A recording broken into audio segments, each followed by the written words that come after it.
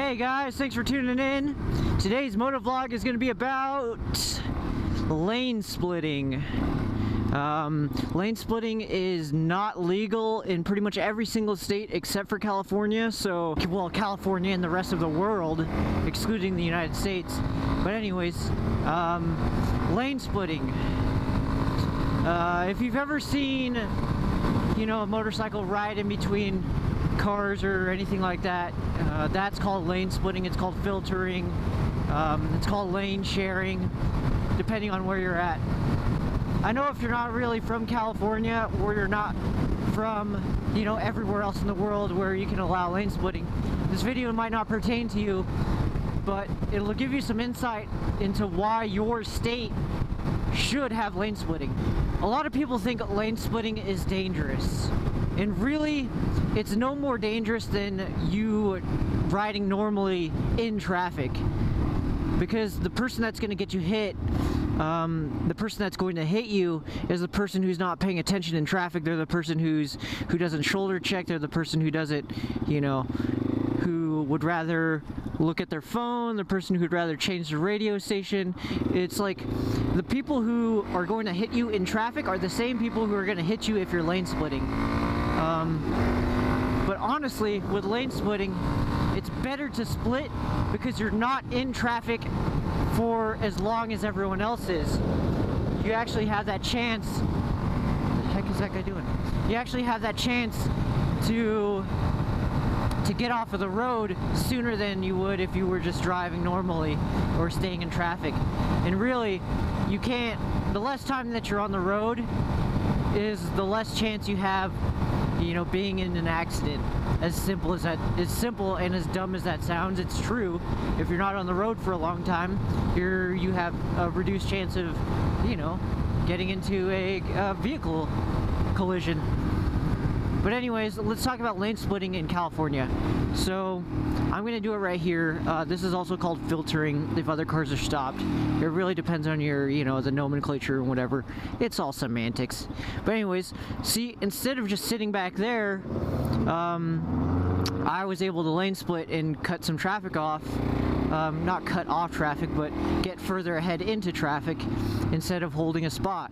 So now that I'm stuck in traffic because the right lane's a turn lane, now I'm just like another car. You know, cars have to give me space, but I'm also one more car in the line, one more vehicle in the line, making traffic for everyone else. So if I were in a different country, I'd be able to split on the right hand side in between the turn lane and this lane. And in California, some cops will let you get away with it, but you know, it is more dangerous because you have the cars in either lane are going very different speeds, and that's where you kind of get into trouble. With a motorcycle, when you're splitting lanes, you typically don't want to split lanes if vehicles are going 10 miles per hour slower than you, or there's a 10 mile per hour difference between the lanes. And that's just because, you know, if you're going faster than traffic, or they're going, you know, a lane of traffic is going faster than you, there's a chance that, see, look at that, lane splitting right there. See, there's a chance that he gets hit on the right-hand side because the traffic on the right is going significantly faster than, you know, the lane that we're in right now. But even if people are driving carefully and stuff like that, you know, he hasn't gotten hit yet. And look at that. It's because California and, you know, California culture really protects motorcyclists. And that's awesome. It's awesome because people are looking out for motorcyclists because they realize, hey, motorcyclists are people too. They're just the Jimmy John going to work, they're going to commute, and them lane splitting, he is no longer a person in traffic here. He's just kind of in between vehicles right now, which saves space. It also saves everyone else's time who's in the back of the line, and he can just go ahead and switch on in as soon as it's safe. And a ton of motorcyclists do that. I just don't feel comfortable doing that. And lane splitting, if you're not comfortable doing it, you should not do it.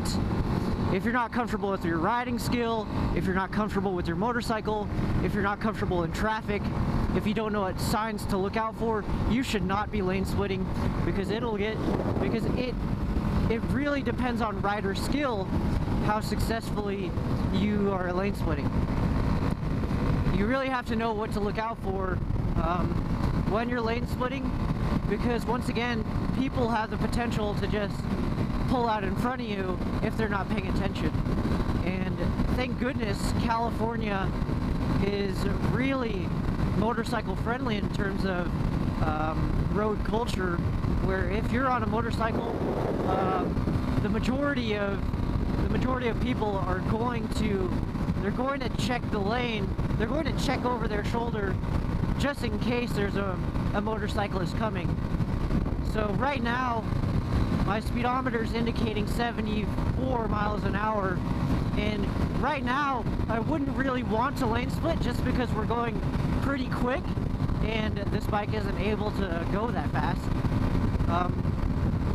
But if I do hit some traffic today, what I'll do is I'll go ahead and show you what California Highway Patrol deems is safe to lane split.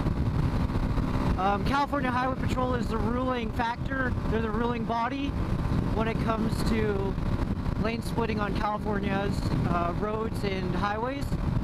And believe it or not, it actually wasn't on the books up until this year, up until 2016. It was just kind of a gray area, but someone tried to sue the state of California for some reason.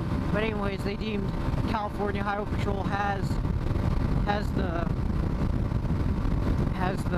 the duty to monitor and enforce rules and regulations regarding lane splitting on the highway and on roadways. So what they say is you shouldn't be splitting faster than 35 miles per hour, and you shouldn't be splitting faster than 10 miles per hour in regards to the other lanes of traffic. And speaking of lanes, they also said you should only split in between lanes 1 and lane 2. So lane 1 is the lane closest to the left of, you know, if you're driving on a normal highway. So I'm going into lane 1 right now. This is lane 1. The lane to the right of me is lane 2. The only lane that motorcyclists should be splitting in is in between lanes 1 and 2, to the right of the driver in lane 1. So that kind of just standardizes everything. That's kind of where motorcyclists have been splitting before. But you get some people who split in between lanes 2 and 3 and in between lanes 3 and 4. Someone who's in a car is not going to be looking for a motorcyclist splitting in lanes 2 and 3. Therefore, they're more likely to get hit. I gotta slow down. I don't know if you guys saw that. I was going a little quick for this bike and my handlebars started wobbling. But anyways, as a motorcyclist, you should only split between lanes 1 and 2. You shouldn't split above 35 miles per hour, even though people do it all the time. And you shouldn't be splitting 10 miles per hour faster than other people that are in traffic with you. Let's go ahead and think. Pretty much every single motorist in California, they have one of two views on motorcycle splitting. Either one, they're totally okay with it, they think it's the coolest thing, they're really polite with motorists or with motorcycle riders who do decide to split lanes, so they head check, they give room, and they give plenty of room at that. And there's the other kind of people who hate every single part of riding a motorcycle, including, you know, they hate loud pipes, they hate how motorcyclists don't have to stay in traffic when they do. So what they do is they just block traffic. And honestly, it's the most aggravating thing on the planet, because they don't know how much danger they place the motorcycle rider in, and they don't know how much time they're saving by having motorcyclists split. I know a lot of the times people fall into the second category because a motorcyclist has done them wrong. You know, they've either scared them while they were lane splitting, they've yelled at them, or they've read their engine at them because they weren't paying attention, and they just have this really negative outlook on motorcycle riders. Because, you know, they were probably doing something stupid. Both of them were probably doing something stupid, the motorcycle rider and or the motorist, the car driver, the driver in the vehicle. But yeah, dude, I've been driving. I have plenty of highway experience, both motorcycle riding and driving cars, and it kind of scares you when a bike with a loud pipe buzzes by you, and you're not really paying attention. You don't see them, or you're not really paying attention, and they know you're not paying attention. So they're like, hey, wake the fuck up. And what they do is they rev their engine at you, and they give you the finger, or they knock on your window or something like that. It scares you, and I can see why that would give, people a bad taste in their mouth when it comes to motorcyclists in general.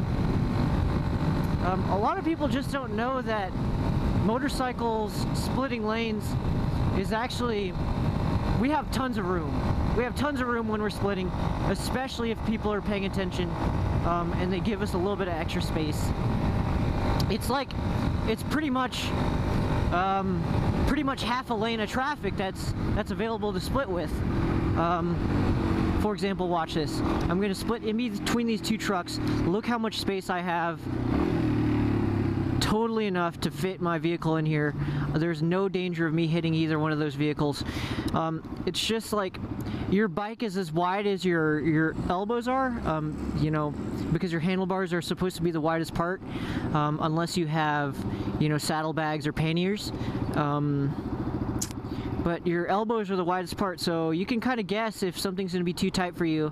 You can guess if something is going to be too tight for you, because your elbows won't be able to fit, and that's when you just kind of take it easy. But yeah, there's plenty of room when motorcyclists are lane splitting, and motorists just feel afraid that they're going to get hit by someone on a motorcycle from the side, because it looks to them like, oh my gosh, you're not going to fit. But we totally have enough room, because all we need is pretty much just arms width apart in terms of the handlebars, and we'll be able to fit and squeeze. Like, I could probably squeeze in there. I know I could squeeze through there. Let's go ahead and try it. See, this looks pretty tight with these mirrors, but we'll see. See? Perfect.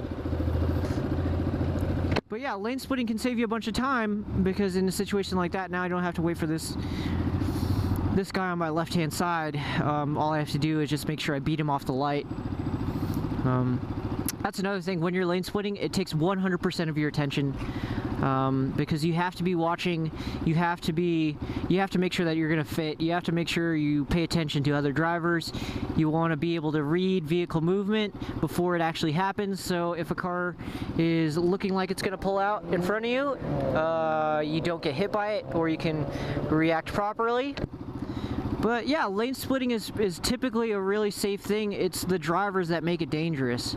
And it's also people who don't abide by the basic laws. It's not safe to be splitting, 85 miles per hour when traffic's going 75, just because, that's a really quick speed. You're breaking the law anyways.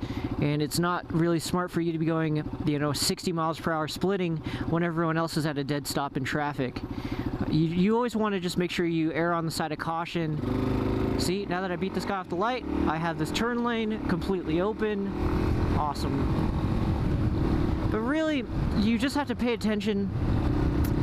You really, really have to pay attention. Like on a motorcycle, you have to pay attention no matter what, but with lane splitting, even more so. But lane splitting is it's as safe as you make it. It's as safe as you're willing to make it. Some people just are really in a hurry, and they give lane splitting and motorcyclists a bad name. But really, it is super convenient to have a motorcycle in California. Or if you're in a populated area, it's good to have a motorcycle, you know, just to split lanes, just to be able to get ahead of traffic. Should you lane split? I'm not going to say yes, because you have to be comfortable lane splitting. You have to be able to know your vehicle. You have to know everything about it. You have to know about other drivers. You have to be able to read people.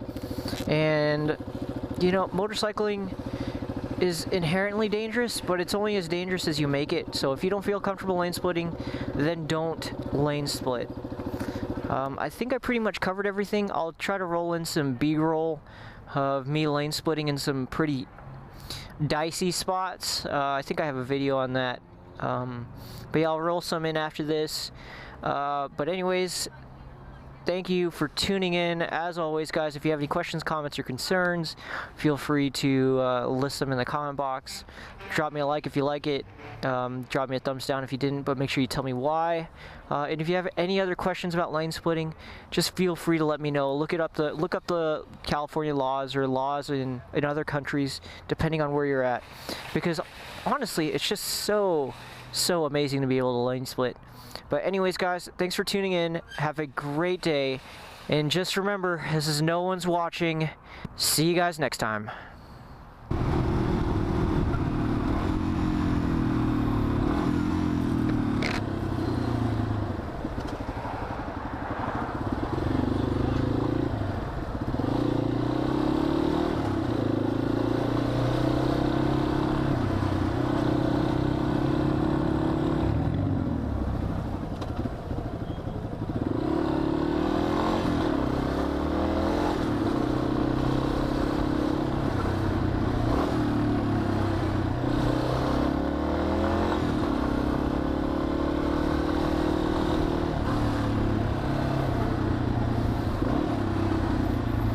See, that's why you get a motorcycle in California, because you can lane split. And look at all this traffic. Wow, it's like it was meant to be or something. And then look at these people blocking the intersection. What I can do is I can just zip, zip, zap, zip, zippity zap.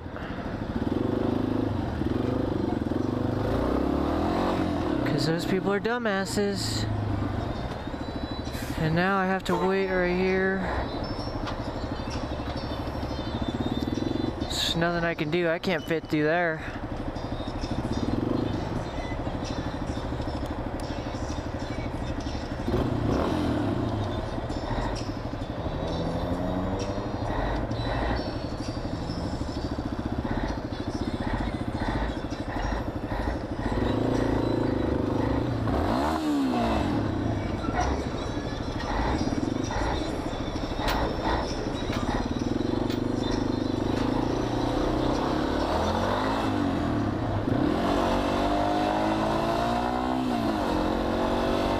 Dicey.